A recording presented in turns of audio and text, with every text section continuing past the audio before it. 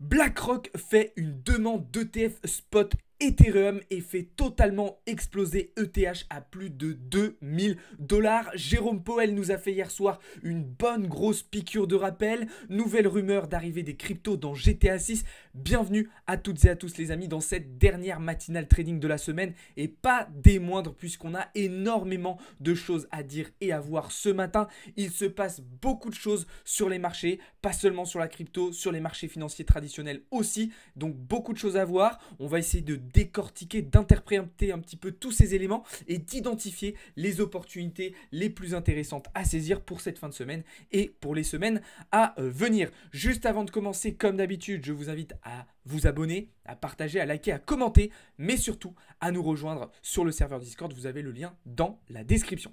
Allez, c'est parti. On va commencer cette vidéo avec un premier point macro et donc on va revenir sur le discours de Jérôme Powell d'hier soir qui a adopté un ton assez différent de ses deux précédentes prises de parole puisque hier soir, il a été beaucoup moins rassurant. Je vous le rappelle, avec le FOMC la semaine dernière, Powell avait été assez rassurant, avait été même dovish et ce qui avait entraîné une chute du dollar, un rebond des indices. Hier, Jérôme Powell nous a fait une bonne petite piqûre de rappel en rappelant plusieurs points. Numéro 1, l'objectif est toujours de ramener l'inflation sous les 2%. Numéro 2, actuellement, il n'y a pas de consensus entre tous les membres de la Fed. Certains considèrent encore qu'il faut maintenir une politique monétaire restrictive.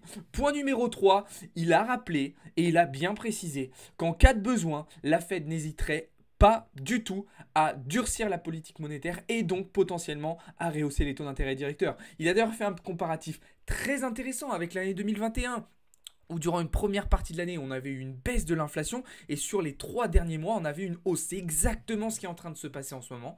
Et donc, il a bien été explicite là sur cette partie-là. Et d'ailleurs, ça a entraîné une réaction haussière immédiate du côté du dollar américain. Donc, effectivement et évidemment, ce n'est pas une très très bonne nouvelle pour les cross-assets.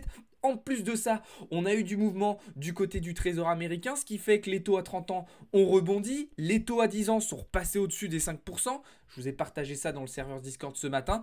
Résultat, forcément, des indices qui vont être davantage en difficulté. C'est d'ailleurs ce qui se passe sur le S&P 500 qui est en train de corriger. Ça nous arrange puisqu'on était vendeur dessus. Pareil, je suis passé vendeur aussi sur le Dow Jones. Donc, j'ai envie de dire, pour nous, ça nous arrange. Mais attention, parce que du coup, eh bien, cette prise de parole a ramené un petit peu de stress sur le marché. Contrairement aux semaines précédentes où les marchés étaient rentrés dans une situation de sérénité quasiment totale, avec une visibilité sur quelques mois en se disant « Ok, on est sur des taux terminaux, tout va bien se passer, on sait ce qui va se passer, pas de surprise à l'horizon. » Mais là, petite piqûre de rappel et vous voyez le VIX qui réagit un petit peu à la hausse. Alors, c'est rien, ça reste modéré bien évidemment, mais ça démontre quand même que les marchés ont réagi à cette prise de parole et à cette petite piqûre de rappel, encore une fois, comme je viens de le préciser. Alors, voilà du côté américain. Attention, puisque cet après-midi, on aura d'autres datas qui vont directement concerner la Fed. Anticipation d'inflation, je vous rappelle que la dernière fois, elle n'avait pas été trop dans le sens justement du board de la Fed. Et puis on aura aussi le sentiment du consommateur via les attentes et la confiance de ces derniers qui seront des résultats bien évidemment aussi d'un point de vue inflationniste très très important à prendre en compte. Je fais une petite aparté sur la macro. Ce matin, nous avons eu quelques petits résultats du côté du Royaume-Uni. La croissance notamment qui se rehausse légèrement mais c'est beaucoup trop insuffisant, même chose du côté de la production industrielle. Donc il y a du mieux au Royaume-Uni mais c'est encore trop peu, c'est encore insuffisant. D'accord? Donc voilà déjà d'un point de vue macro ce que je pouvais dire vis-à-vis de la prise de parole de Jérôme Powell d'hier soir. Donc vous l'avez compris, je repasse vendeur sur les indices, enfin je maintiens et je renforce mes positions vendeuses sur les indices et puis du coup je vais potentiellement aussi repasser vendeur sur EURUSD et GBP USD. Je vais juste attendre un petit peu parce que pour moi, on pourrait avoir peut-être un dernier petit retest de cette structure avant d'aller chercher au moins les 106.6.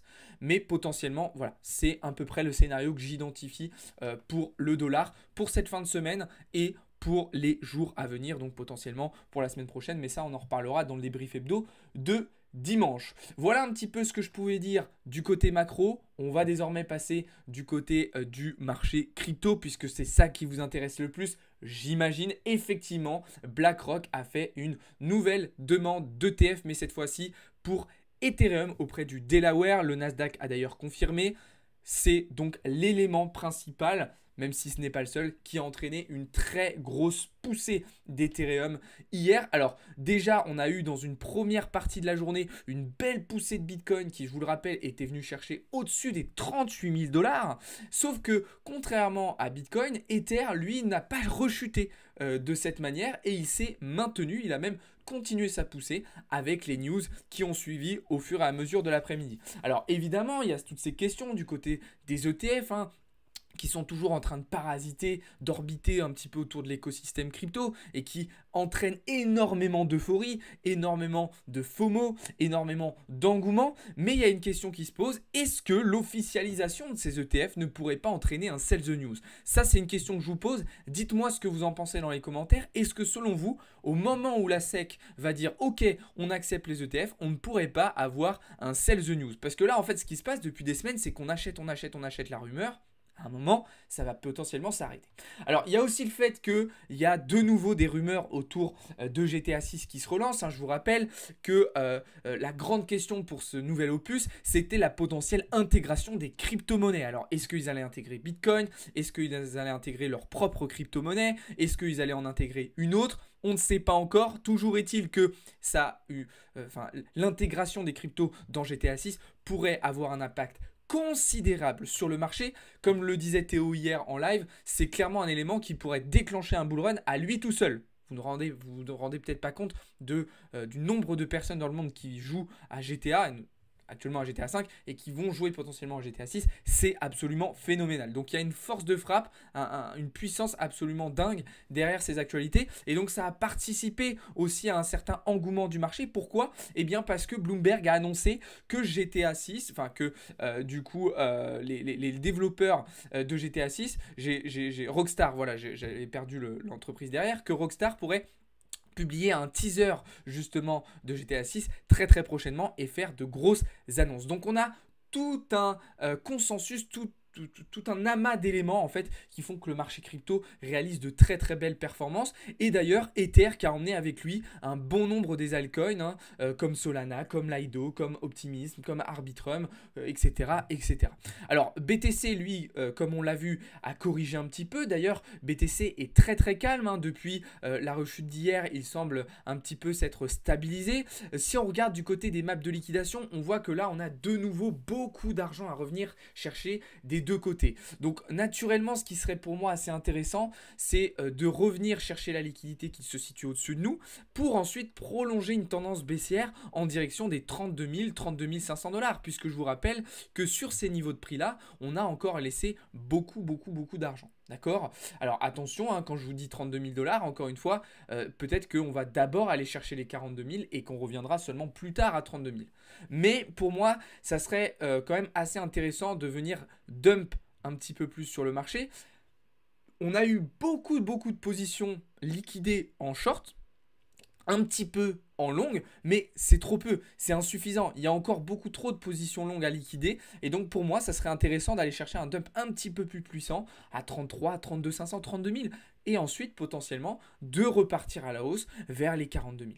D'accord? En tout cas, il y a encore de la marge. Comme je vous l'ai déjà expliqué, là, en termes d'order book, on a un petit peu la voie libre sur Bitcoin pour aller chercher jusqu'aux 42 000 $. Donc c'est une possibilité qui est à prendre en compte très très sérieusement. Au-delà de ça, pas forcément grand chose à dire. C'est vrai que je suis plutôt en observation actuellement sur le marché crypto. J'ai pas forcément repris de nouvelles positions. Alors hier après-midi, j'étais pas dans le long, mais j'ai réussi à prendre un petit peu de profit du coup sur ce retournement. D'accord? Intéressant. Ce qu'il faut savoir aussi, c'est que là, actuellement, du côté des CVD Spot, ça continue d'acheter très très fort. C'est ce qu'on avait vu déjà dans la vidéo d'hier matin. Par contre, voilà, on voit que de nouveau, les fundings sont toujours en positif. C'est-à-dire que malgré tout ce qui se passe, on n'a pas un changement important de situation du côté du comportement des acteurs. Alors certes, l'Open Interest s'est bien ramassé. D'ailleurs, il est totalement flat ce matin. Mais voilà, à aucun moment, on aurait pu s'attendre à ce moment-là à avoir des fundings dans le rouge, dans le négatif. Pas du tout. On est resté dans la configuration actuelle.